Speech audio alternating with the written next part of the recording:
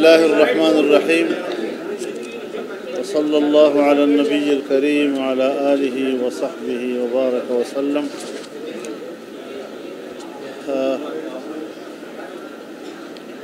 Multan media کو خوش آمدید کہتا ہوں. خواہش تھی کہ ملتان آیا ہوں تو آپ سے مل لوں، اور اسلام آباد کے ہنگامہ خیز ماحول کے بعد میں پہلی پریس کانفرنس آپ کے ہاں سے کر رہا ہوں.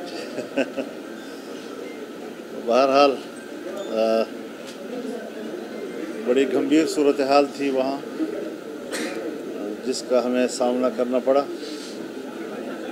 اور پہلے تو میڈیا کی غلام گردشوں میں آئینی ترامیم کا چرچا تھا. رفتہ رفتہ وہ باتیں سیاسی حلقوں میں آنے لگ گئی. اس پر ہم نے یہ موقف اختیار کیا کہ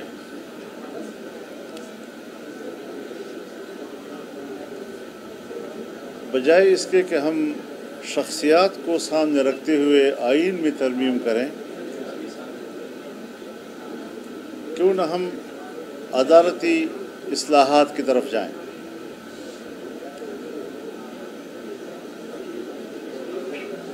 ہم نے یہ تجویز دی اور اس پر کچھ تفصیل ہم نے پھر وہاں جو پارلیمانی کمیٹی، خصوصی کمیٹی تشکیل دی گئی ہے، اس میں بیان کی. لیکن ہر چند کے وہ یہ کہہ رہے تھے کہ جی اب ہم تو ججوں کی مدت ملازمت میں اضافے کا تجویز بھی واپس لے رہے ہیں، ججوں کی تعداد میں اضافے کی تجویز بھی واپس لے رہے ہیں، اور ایک فیڈرل کانسٹیٹیوشنل کورٹ، اس کی آپ کی تجویز کو ہم قبول کر رہے ہیں، تو آپ ہمارا ساتھ دیں. لیکن ہم نے کہا کہ یہ تو عنوان ہے، ایک اصولی گفتگو ہے جو میں نے کی ہے.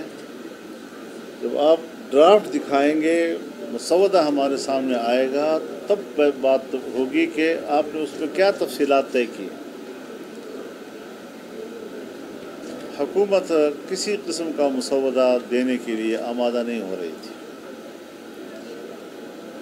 غالباً ایک کاپی انہوں نے پیپلز پارٹی کو دی تھی، اور بالآخر خدا کر کے ایک کاپی انہوں نے ہمیں بھی مہیا کی.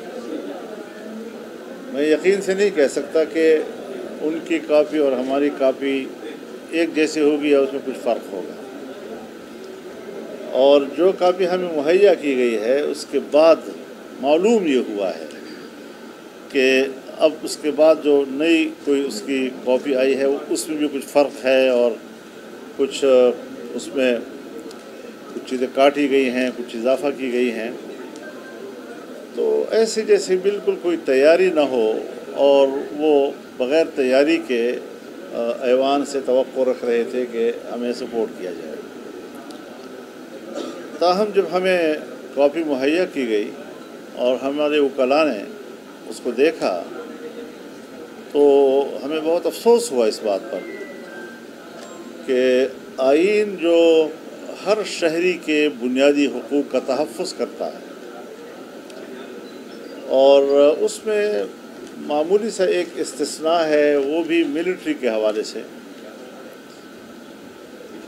لیکن یہاں تو انسانی حقوق، بنیادی حقوق کا دائرہ محدود کر دیا گیا، اور ملٹری کا رول جو ہے اس میں بہت اضافہ کیا گیا. جو استثنائی چیز ہے اس کی توسیع دی گئی، اور جو آئین کا بنیادی انسانی حقوق کا چیپٹر ہے اسے محدود کر دیا گیا تھا.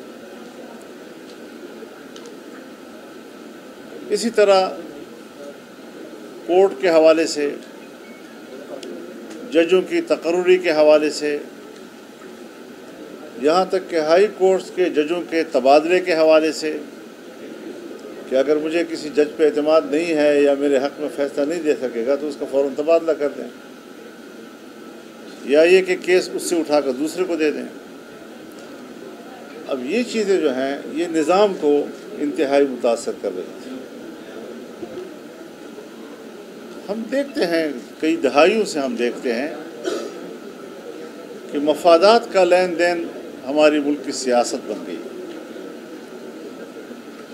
لیکن ہم نے نظریات، اصول اور قوم کی آواز کو تقویت دینے کی سیاست کی، اور ہر ایسی تجویز کو ہم نے مسترد کر دیا کہ جو مفاد عامہ کے خلاف تھی، بنیادی انسانی حقوق کی نفی کر رہی تھی، عدل و انصاف مہیا کرنے میں صرف حکومت کو تحفظ دینا تھا، اور اس کے علاوہ اگر عام آدمی کا کوئی مسئلہ ہو۔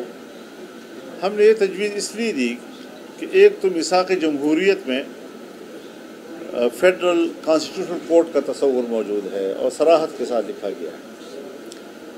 دوسرا یہ کہ سپریم کورٹ میں اس وقت جو عام لوگوں کے کیسز ہیں، کوئی 60,000 کیسز اس وقت پینڈنگ پڑے ہوئے ہیں، اور پورے ملک میں اگر دیکھا جائے چھوٹی عدالتوں سے لے کر بڑی عدالتوں تک 24 لاکھ کیسز جو ہیں وہ پینڈنگ پڑے ہوئے ہیں۔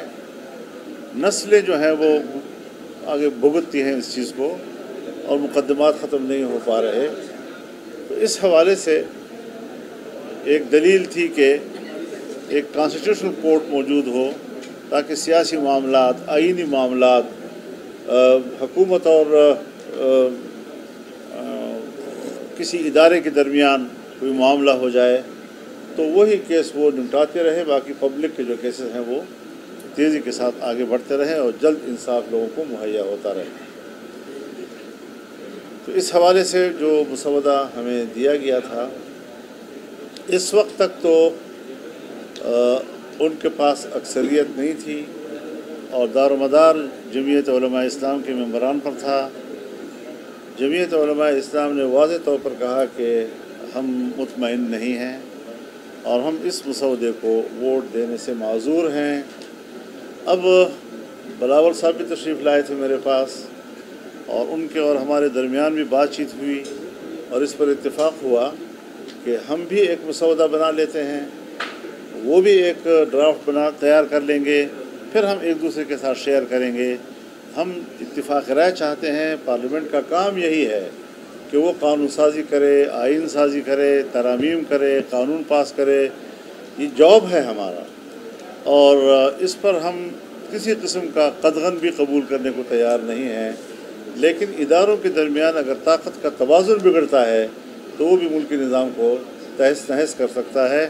اس لیے ہم اس بات پر زور دے رہے ہیں کہ ہر ادارے کا ایک اپنا دائرۂ کار ہے جسے آئین متعین کرتا ہے، اور اگر ہر ادارہ اپنے دائرۂ اختیار کی حد تک خود کو محدود رکھے گا تو اپنا اپنا کردار بڑے خوش اسلوبی کے ساتھ وہ کر سکیں گے، اور ورنہ تو پھر ایک ادارہ دوسرے ادارے کے مقابلے میں طاقتور بننے کی کوشش کرے گا، اور اس لڑائی میں ملک کمزور ہو جاتا ہے۔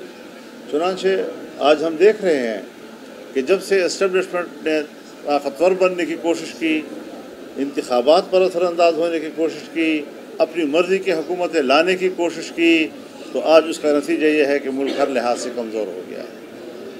اقتصاد کے لحاظ سے کمزور، انصاف کے لحاظ سے کمزور، عدالتوں کو مزید کمزور کیا جا رہا ہے۔ اور میں ایک بات انتہائی دکھی دل کے ساتھ کر رہا ہوں کہ میں نے اپنی زندگی میں وہ دن بھی دیکھے جب فوج کے خلاف کوئی بات سننے کو تیار نہیں تھا، اور آج بدقسمتی سے میں وہ دن بھی دیکھ رہا ہوں کہ فوج کے حق میں کوئی بات کرنے کو قبول نہیں کر رہا۔ ایسا کیوں ہے؟ یعنی یہ ہمارے لیے بھی دکھ کی بات ہے۔